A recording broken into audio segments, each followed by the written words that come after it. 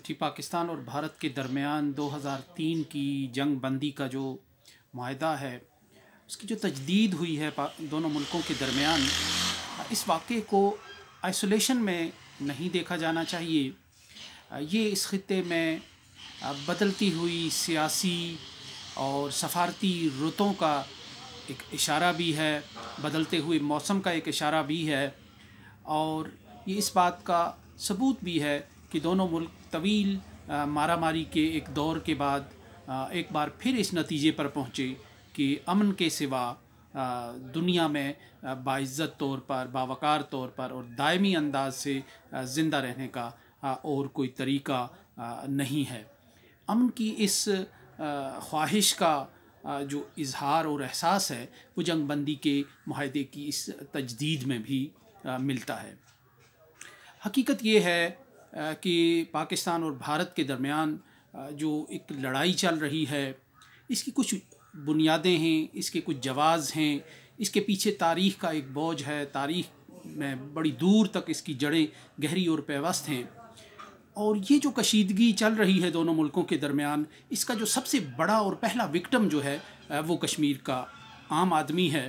वो मकबूजा कश्मीर के अंदर हो, आज़ाद कश्मीर के अंदर हो, किसी दूसरे ख़ित्ते में हो रियासत के, वो इस सारी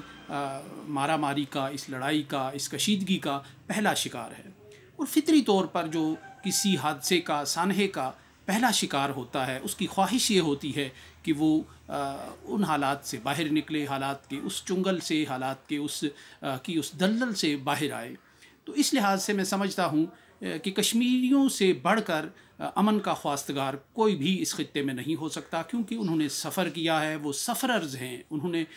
जो हालात का जबर है, जो जुल्म है, जो कशीदगी के असरात हैं, वो सारा मलबा जो है वो कश्मीरियों ने अपने वजूद पर और अपने जिस्म पर सहा है। इस लिहाज से मैं समझता हूँ कि पाकिस्तान और भारत के दरमियान अमन का सबसे पहला ख्वाहिशमंद वो कश्मीर का शहरी है, कश्मीर के लोग हैं, कश्मीर के अवाम हैं, जो किसी न किसी अंदाज में इस मसले की कीमत चुका रहे हैं। कंट्रोल लाइन पर फायरिंग की सूरत में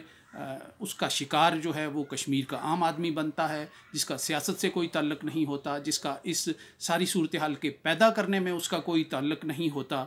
इसी तरह कश्मीर के अंदर जो एक सूरत हाल चल रही है, उसका शिकार भी एक आम शहरी हो रहा है कि जिसका इस तनाज़े को पैदा करने में कोई किरदार नहीं है। ये गिरदो नवाह के, गिरदो पेश के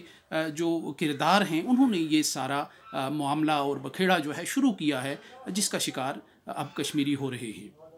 तो इस लिहाज से मैं समझता हूँ कि कंट्रोल लाइन पर होने वाली ये जो जंग बंदी है और पुराने माहदे की, 2003 के माहदे की जो तजदीद है, ये इस लिहाज से खुशाइंद है कि कंट्रोल लाइन के बसने वाले लोगों को रिलीफ मिलेगा। लेकिन ये सिर्फ़ एक ऐसा वाक़या नहीं है कि जिस पर खुशी के शादियाने बजाए जा सकते हैं, क्योंकि तनाज़े की जो जड़ें हैं वो अपनी जगह मौजूद हैं, तनाज़ा अपनी जगह मौजूद है। और वो तनाज़ा एक वसी तर जो तनाज़र में मसला कश्मीर उसका नाम है कि जब तक कश्मीर के लोगों को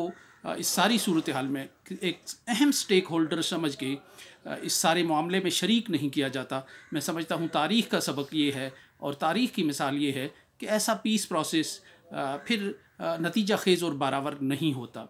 तो जंग बंदी का ये जो माहिदा है, इससे वक्ती तौर पर कंट्रोल लाइन के लोगों को रिलीफ़ मिलेगा, लेकिन जहाँ उन्हें रिलीफ़ मिल रहा है, राहत मिल रही है, वहीं ये खौफ भी मौजूद है कि फिर किसी हादसे के नतीजे में ये माहिदा दोबारा न टूट जाए और उनकी सख्ती, उसरत और मुश्किलात के दिन दोबारा न शुरू हो जाएं। ये अब इस खित्ते के जो प्लेयर्स हैं, जिनके कंट्रोल में ये सारी सूरत हाल है, या जो दोनों मुल्कों को धकेल कर हर कशीदगी के दौर के बाद अमन की तरफ लाते हैं, अमन की मेज़ पर लाते हैं, ये उनका फ़र्ज़ है कि इस जंग बंदी के माहदे को देरपा, दायमी और तवीलुल मियाद बनाएं और इसे नतीजा खेज़ बनाकर बड़े मसले की तरफ